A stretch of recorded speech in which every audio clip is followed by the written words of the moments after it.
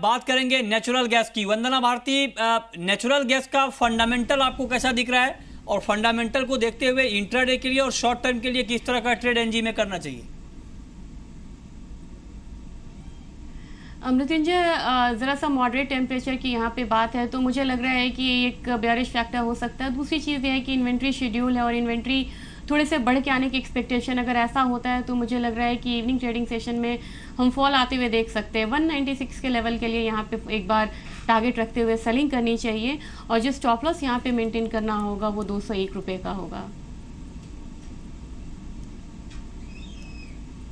Okay, चलिए आगे बढ़ते हैं। आप बात करते हैं बेस मेटल्स की, और मेटल मार्केट की बात करें तो प्रथमेश माल्या, क्या आपको मेटल में कुछ ऐसा काउंटर दिख रहा है जहां पर इंट्राडे में अच्छा खासा पोटेंशियल है ट्रेडिंग के लिहाज से? हाँ जी, कॉपर में एक ऐसी पॉसिबिलिटी खरीदती हैं। अगर आप कॉपर पिछले कुछ ट्रेडिंग सेशन देखेंगे, 370 के ऊपर कैप हो रहा है और नीचे में 360 का जो लेवल है जहाँ से वापस घूम रहा है। तो मैं समझता हूँ 370 के पास अगर वापस आता है काउंटर, जून वाले कॉन्ट्रैक्ट में सेल करने की स्ट्रैटेजी रहेगी। स्टॉप लॉस रहेगा 373 का। नीचे में आप 368 और 365 के लिए आप इस काउंटर में बेच के काम कर सकते हैं। ओके, आपकी टॉपिक वंदना भारती, मेटल में आज के लिए क्या होगी?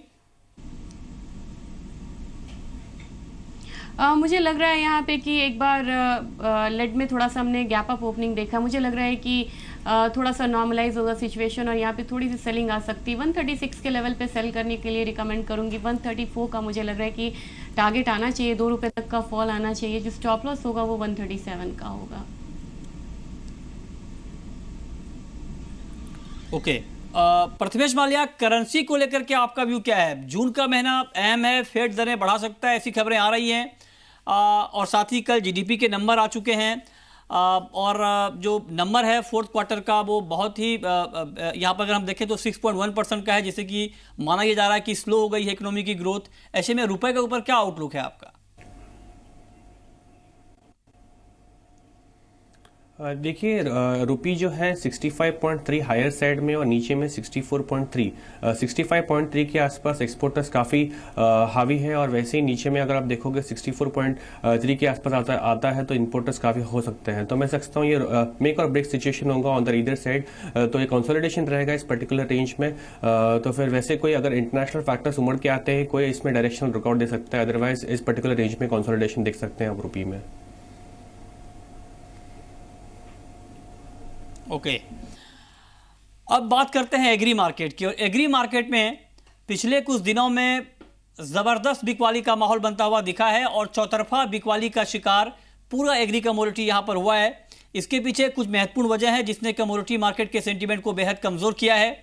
अब मानसून को लेकर के लगातार अच्छी खबरें आ रही हैं, इससे भी कीमतों में गिरावट बढ़ी है, और दूसरी तरफ बाजार में कहीं ना कहीं एक पैनिक सेलिंग भी देखने को मिल रहा है। वंदना भारती, सोयाबीन के दाम एमएसपी से भी नीचे आ गए हैं और लगातार गिरावट का माहौल हमने देखा है। आज थोड़ी सी रिकवरी है, 25 रुपए रिकवर हुआ है वायदा बाजार में सोयाबीन। क्या ये रिकवरी अभी आपको कंटिन्यू दिख रही है, और जो लोग ट्रेड करना चाहते हैं सोयाबीन में, क्या उनके लिए करंट मार्केट प्राइस के आसपास आप बाइंग की अपॉर्चुनिटी देख रही हैं? मृत्युंजय, अभी बहुत पैनिक टाइम है फार्मर्स के लिए, और प्रोडक्शन ज़्यादा है तो ये सफरिंग टाइम भी कह सकते हैं उनके लिए। और एमएसपी का जो देरी हो रही है अनाउंसमेंट में, उसकी वजह से भी मार्केट में मुझे लग रहा है कि एक पैनिक है। और सोयाबीन की जहाँ तक बात है तो 3-4 साल के निचले स्तर पे ये कमोडिटी काम कर रही है। अभी जो है वो बाउंस बैक, और मुझे लग रहा है मृत्युंजय कि यहाँ पे प्राइसेस जो है एक बार 27, मेरे ख्याल से यहाँ पे 2755, 2775 तक का जो लेवल है वो भी देख सकती है।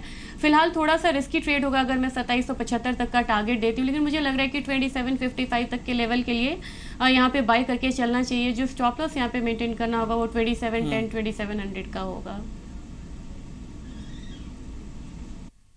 ओके, और मस्टर्ड के ऊपर आपका व्यू क्या होगा? सोयाबीन के साथ साथ सरसों में भी गिरावट बढ़ी है, मस्टर्ड के ऊपर किस तरह का ट्रेड करना बेहतर रहेगा? मस्टर्ड पे मृत्युंजय एक चीज़ बोलना चाहूँगी कि इस सीज़न में हमेशा पिकल इंडस्ट्री से अच्छी डिमांड होती थी, तो अराइवल्स के बावजूद हम देखते थे कि मस्टर्ड सीड में थोड़ी सी लिमिटेड यहाँ पे डाउन साइड होता था। लेकिन जिस तरीके सोयाबीन और सीपीओ मूव कर रही है, मस्टर्ड में भी बहुत ज़्यादा बेयरिश प्रेशर आया। फिलहाल मुझे लग रहा है कि सोयाबीन के साथ साथ इस कमोडिटी में भी थोड़ी सी अपसाइड जो है वो होगी, लेकिन ये टेम्प्रेरी एक अपसाइड है, बाउंस बैक है, technical bounce back, lower level buying हम इसे कह सकते हैं। 3550 का मेरा पहला टारगेट रहेगा यहाँ पे मस्टर्ड सीड के लिए। यहाँ पे करंट मार्केट प्राइस पे बाय कर सकते हैं, 3475 का एक स्टॉप लॉस क्रिएट कर सकते हैं। मार्केट अगर इस लेवल पे 3550 से ऊपर स्टेबल होती है तो मुझे लग रहा है कि एक बार 3600 तक का भी जो टारगेट है वो मस्टर्ड सीड में आ सकता है, क्योंकि काफ़ी लगातार हम लोगों ने काफ़ी हफ्ते से फॉल आते हुए देखा है। तो एक बाउंस बैक एक्सपेक्टेड है जो कि यहाँ पे टेम्प्रेरी होनी चाहिए। ठीक है, हाँ। अब बात करते हैं जीरे की, और जीरा वायदा भी हाल के दिनों में काफ़ी ज़्यादा लुढ़का है, काफ़ी गिरावट आई है जीरा में। और लेकिन क्या ये गिरावट एक बाइंग अपॉर्चुनिटी के तौर पर इसको लेना चाहिए, और आपको लगता है कि अब मार्केट बॉटम आउट हो चुका है, यहाँ पर बाय करके चलना बेहतर रहेगा?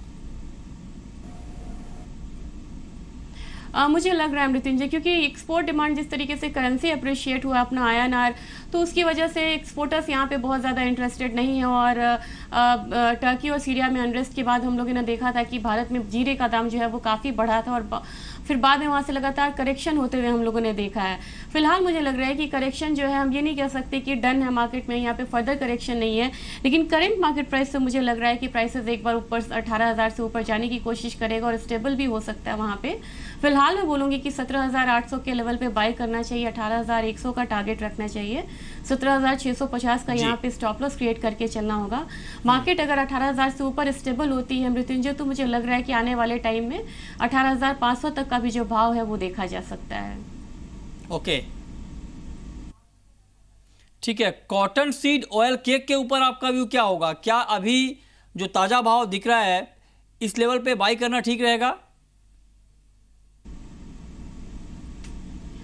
मुझे लग रहा है कि आज के मार्केट में हम लोगों ने काफ़ी दिनों के सेलिंग प्रेशर के बाद एक बाउंस बैक आते हुए देखा। उसका जो इम्पैक्ट है मोरओवर हम सारी एग्री कमोडिटीज़ में देख रहे हैं, और उसका एक फ़ायदा जो है ये कॉटन काउंटर को भी मिल रहा है, चाहे कपास हो, कॉटन हो या कोकूड हो। वहाँ पे हम लोगों ने एक बाउंस बैक आते हुए देखा है। यहाँ पे मुझे लग रहा है कि हल्की बाइंग यहाँ पे करनी चाहिए, बहुत स्ट्रॉन्ग बाइंग मुझे नहीं लग रहा है इंडिकेशन। क्योंकि चाइना जो है लगातार स्ट्रैटेजिक रिजर्व से निकाल रहा है कॉटन। मुझे लग रहा है कि 1810 के भाव पे यहाँ पे खरीदना चाहिए, 1840 का यहाँ पे टारगेट रखना चाहिए, और 1795 का यहाँ पे स्टॉप लॉस मेंटेन करके चलना चाहिए। ठीक है, और अब वक्त है रैपिड फायर राउंड का।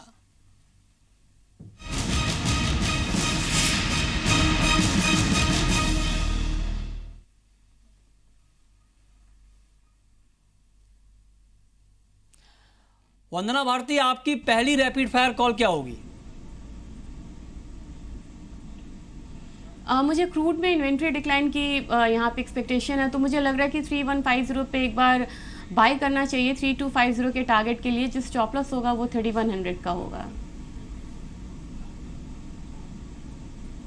प्रथमेश माल्या, आपकी rapid fire call? Rapid fire call copper में होगी। जून वाले कॉन्ट्रैक्ट में सेल का एडवाइस है, 370 की एंट्री होगी, 373 का स्टॉप होगा, नीचे में 365 और 362 के टारगेट्स होंगे।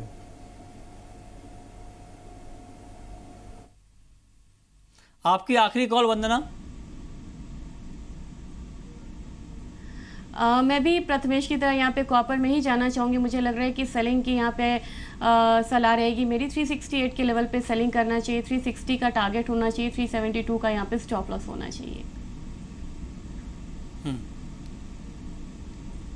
जी, चलिए, बहुत बहुत शुक्रिया वंदना भारती आपका और प्रथमेश माल्या आपका हमसे जुड़ने के लिए और बताने के लिए कि आज कमोडिटी मार्केट में कहां पर कमाई के मौके होने वाले हैं।